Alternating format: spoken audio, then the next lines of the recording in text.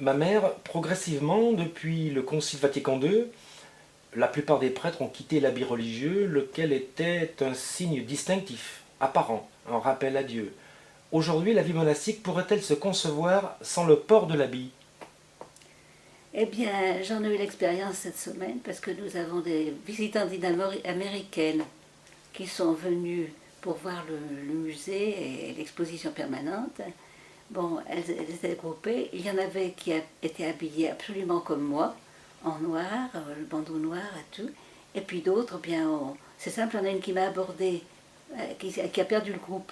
Elle m'a abordée, quand j'ai vu arriver, elle était donc, je me suis dit, cette dame, qu'est-ce qu'elle veut? En plus, comme c'était une américaine, ben, je lui demandais ce qu'elle me voulait. Eh bien, elle était en civil carrément. En Amérique, il y en a qui sont en civil. En Europe, je pense pas. Mais c'est sûr que c'est pas la majorité qui garde le costume traditionnel. Mais nous l'aimons beaucoup et nous le gardons. En fait, ce costume traditionnel dont vous parliez à l'instant, c'est exactement le même costume que portait Jeanne de Chantal Celui 400 ans auparavant.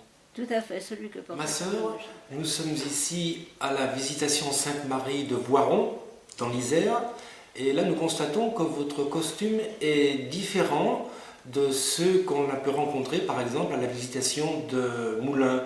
C'est une note distinctive? Ce n'est pas une note distinctive au sens où nous voudrions nous distinguer du reste des autres monastères, nous distinguer des autres monastères. C'est une suite de ce que Paul VI, dans le mouvement d'aggiornamento conciliaire, avait demandé à tous les ordres religieux, donc évidemment à l'ordre de la Visitation Sainte-Marie, d'adapter tout ce qui touchait la vie, le travail, le mode de vie, le costume, à la vie moderne. Donc il est vrai que cela devenait sûrement important d'apporter des modifications au costume traditionnel. Je pense à une communauté de l'étranger qui a gardé le costume traditionnel, c'est-à-dire le tout premier costume, ou presque, très long, avec de très longues manches qu'on rabat. Elles ne le mettent en réalité que pour le cœur.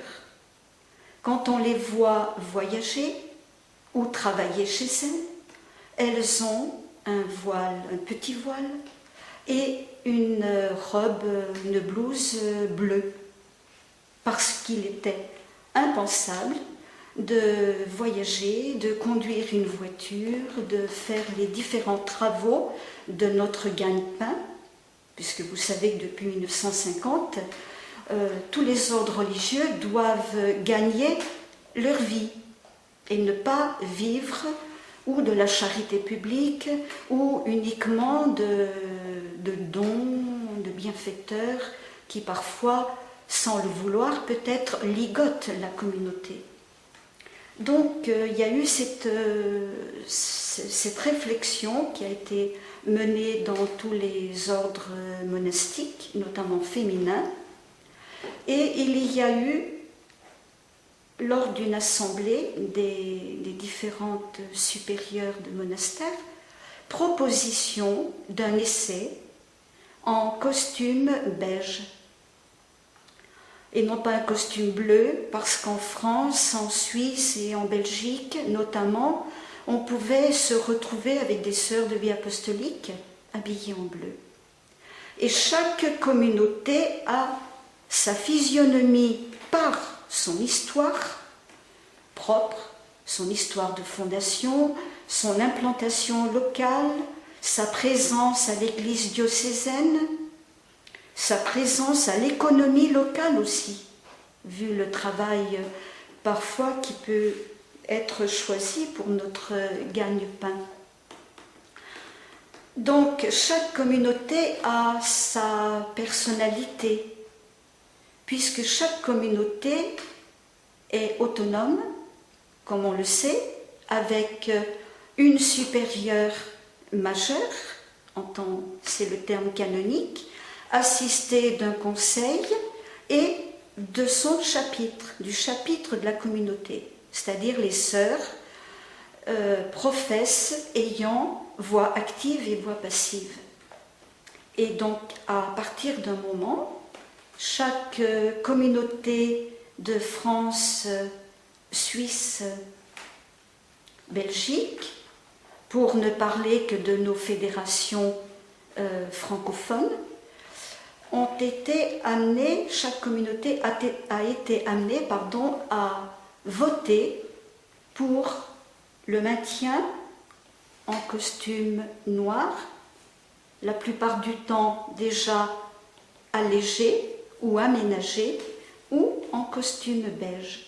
Et nous avons opté à l'époque pour le costume beige, compte tenu qu'à cette époque-là, certaines de nos sœurs ont voté pour le costume beige et ensuite nous ont dit, puisqu'on a permis qu'il y ait le costume beige, est-ce que nous qui sommes vieilles, on peut garder le costume noir?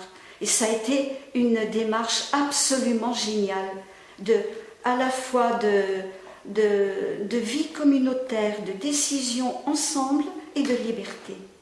Ce qui fait qu'on a vécu un certain nombre d'années avec, au sein de notre communauté, les deux couleurs, si on peut parler de couleurs. Et pour nous, c'est un défi, justement, pour rejoindre la toute première question de cette interview, un défi de nous respecter dans nos différences, nous entraimer entre visitations portant ce choix de l'habit différent. C'est ainsi que lorsqu'on a travaillé sur le nouveau coutumier, l'année de la canicule, en 2004, nous nous sommes retrouvés 4 sœurs à Moulins, l'ancienne supérieure de Moulins,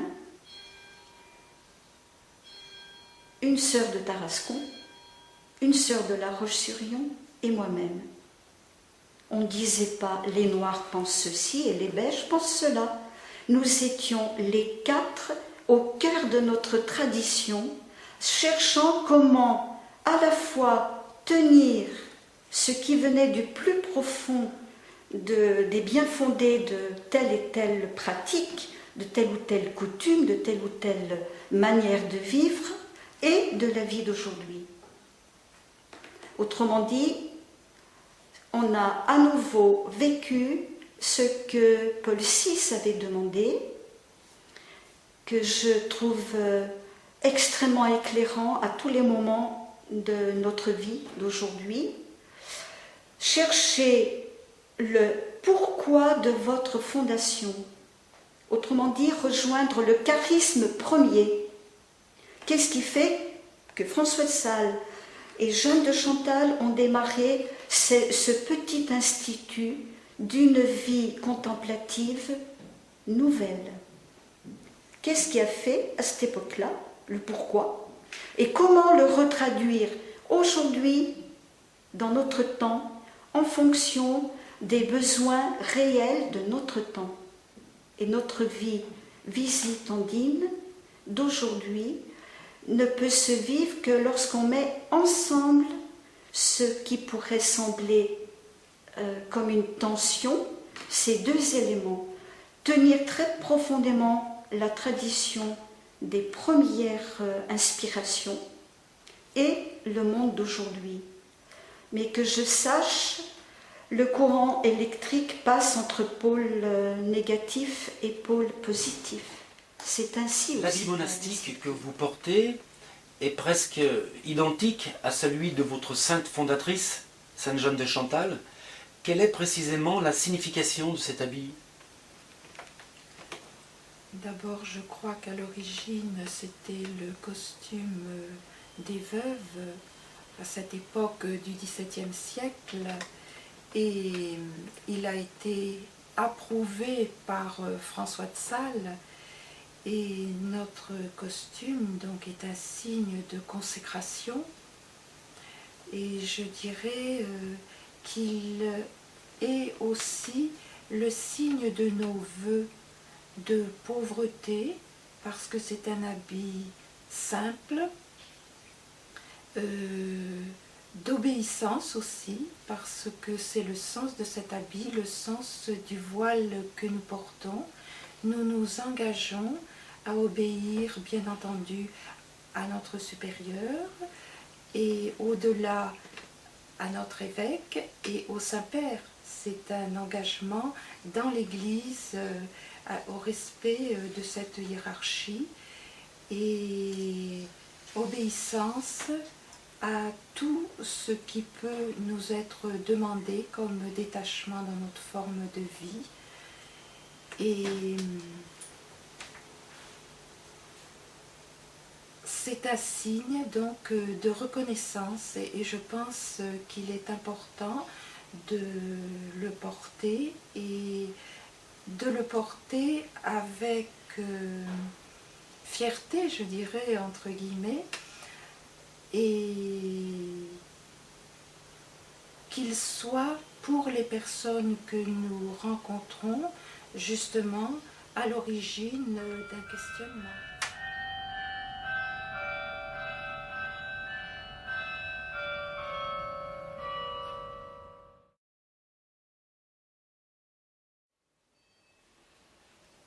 Ma sœur, nous sommes ici à la Visitation Sainte-Marie de Tarascon. Vous êtes novice, donc dans ce monastère. Comment est venue votre vocation de religieuse? Parce que j'imagine quitter le monde extérieur, vos parents, voir la famille, vos amis, peut-être une profession. C'est un sacrifice important pour vous et pour eux? Avant le mot sacrifice, je dirais surtout que c'est une grande aventure. Et alors c'est sûr que c'est surprenant. Et effectivement, j'étais dans le monde, je crois, comme les jeunes d'aujourd'hui. Donc effectivement, avec un métier passionnant, beaucoup d'amis, une famille, enfin très heureuse. Mais effectivement, il y a cet appel de Dieu qui effectivement nous laisse toujours libres de répondre ou pas, mais il y a un moment où ça devient plus fort que tout. Et alors, excusez-moi, vous voulez que je vous retrace un petit peu le... Oui, peut-être, oui. Alors moi, je suis d'abord vraiment une rattrapée sur le tard, parce que j'ai reçu la grâce du baptême à 18 ans. Donc je viens d'une famille où on nous a appris, je crois, les valeurs de l'Évangile, mais sans parler de la personne du Christ. Après, j'ai eu la grande grâce de faire beaucoup de scoutisme. Et donc voilà, c'est là où j'ai fait le lien entre aimer les autres et puis le aimez-vous les uns les autres de l'Évangile. Donc c'est là aussi où mon cheminement vers le baptême s'est fait. Voilà, au moment d'annoncer à ma famille ma décision d'être baptisée, c'était pas très évident. Alors j'ai tourné autour du pot, etc. Finalement, j'ai réussi à le dire à ma mère, qui a eu un soupir de soulagement, mais vous savez, ce qui vient du fond du cœur. Elle m'a dit « Ah bon, je croyais que tu voulais être bonne sœur. » Oh, je lui ai dit « Non, pas du tout, jamais de la vie, t'en fais pas. » Voilà, c'est vrai qu'à l'époque, ce qui est certain, c'est que maintenant, quand je relis un peu mon chemin, je vois que le Seigneur était présent dès le départ et que effectivement, c'est vraiment lui qui m'a cherché avec patience. Moi, je pense que c'est maintenant que je peux le relire avec le recul. Donc après le baptême, j'ai eu un cheminement. C'est vrai que j'ai eu la chance de continuer le scoutisme, d'appartenir à des mouvements de jeunes, des groupes de prière, notamment un parcours de formation proposé par le diocèse où notre évêque nous avait parlé de la prière. Et j'ai un souvenir très fort de ce premier temps de prière où effectivement c'est vrai qu'on n'apprend pas forcément en paroisse à prendre ce temps de silence, à se mettre vraiment devant le Seigneur pour ce cœur à cœur.